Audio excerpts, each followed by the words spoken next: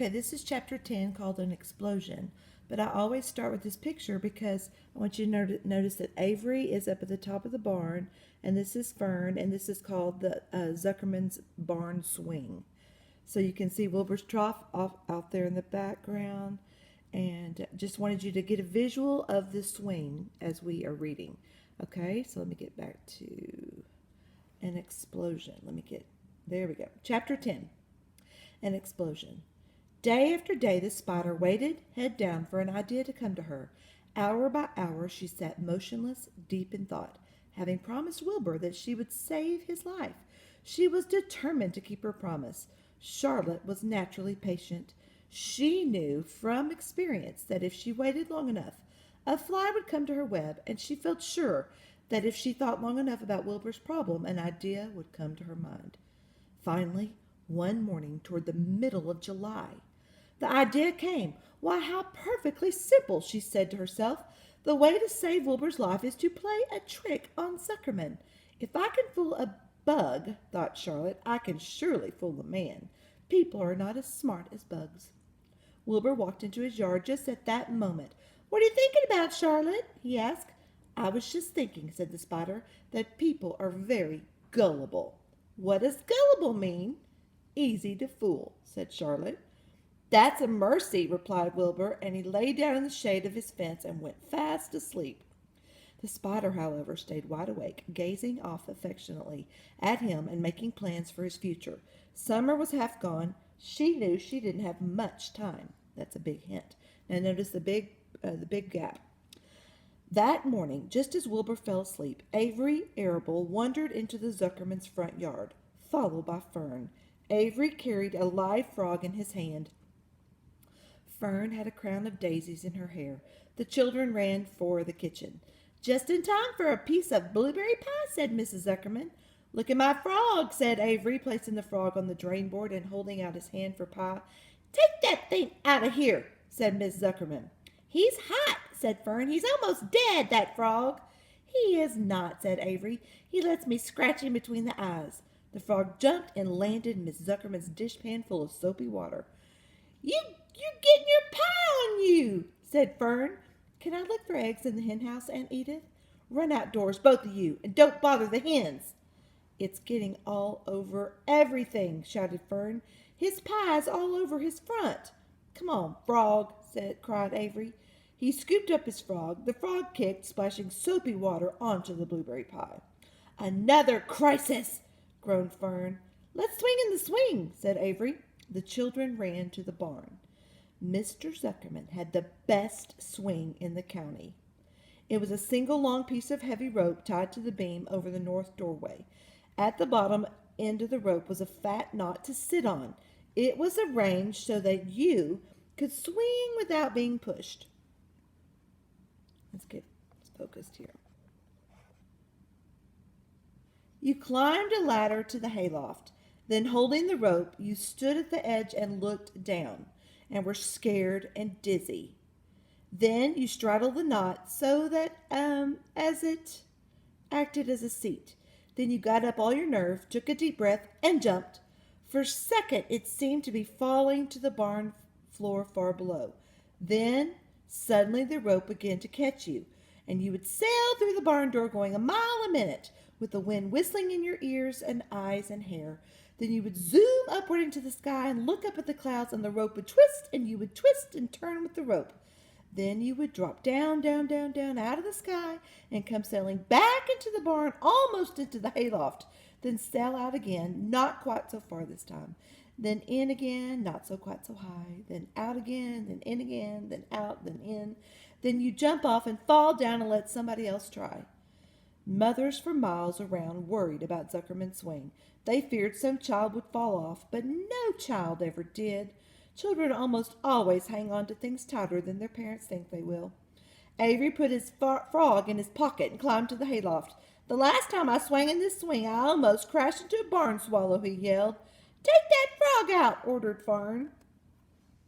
Avery straddled the rope and jumped. He sailed out through the barn, frog and all, and into the sky, frog and all. Then he sailed back into the barn.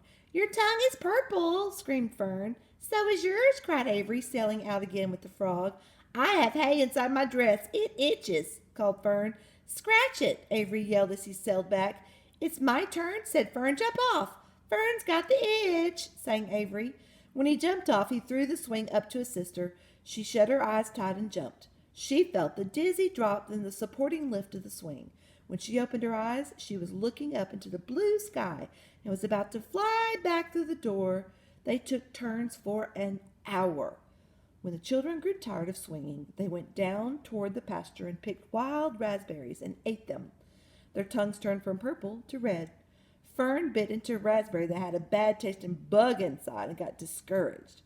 Avery found an empty candy box and put his frog in it. The frog seemed tired after his morning in the swing. The children walked slowly up toward the barn. They, too, were tired and hardly had energy enough to walk. Let's build a tree house, suggested Avery. I want to live in a tree with my frog. There's the picture. I love it. I'm going to visit Wilbur, Fern announced. They climbed the fence into the lane and walked lazily toward the pig pen.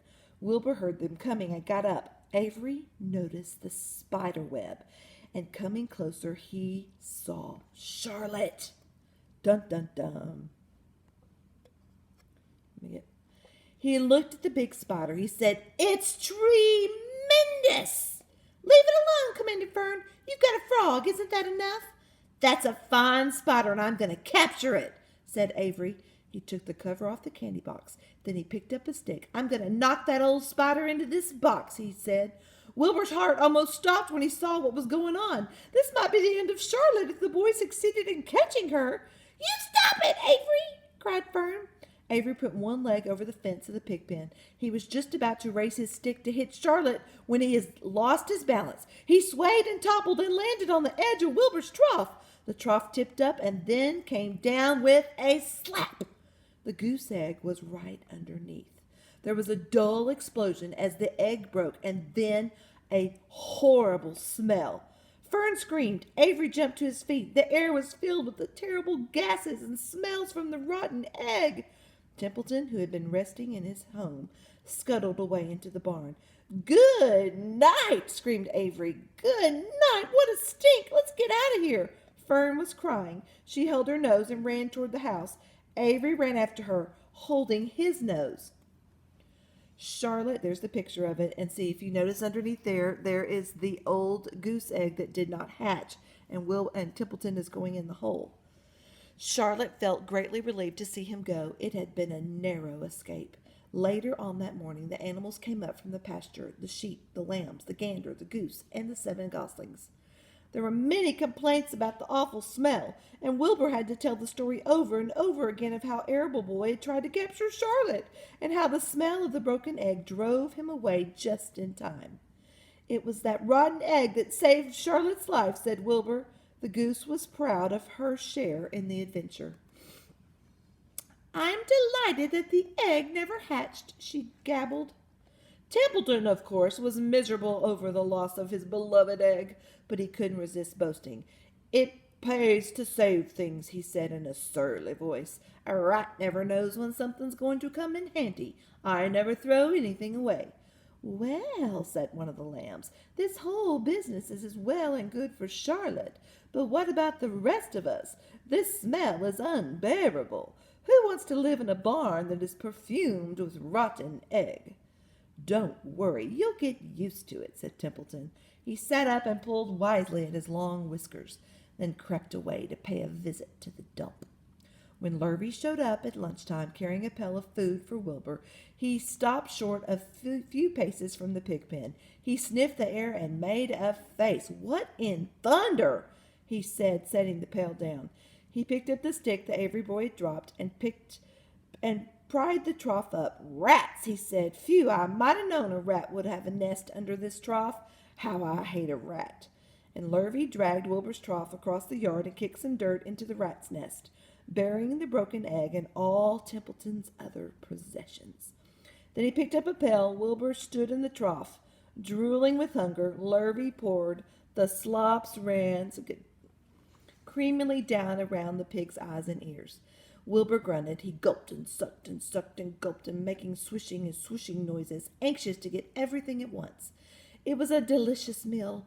Skim milk, wheat middlings, leftover pancakes, half a donut, a rind of summer squash, 2 pieces of stale toast, a third of a ginger snap, a fishtail, 1 orange peel, several noodles from a noodle soup, the scum off a cup of cocoa, an ancient jelly roll, a strip of paper from the lining of the garbage pail, and a spoonful of raspberry jello. Wilbur ate heartily. He planned to leave half a noodle and a few drops of milk for Templeton.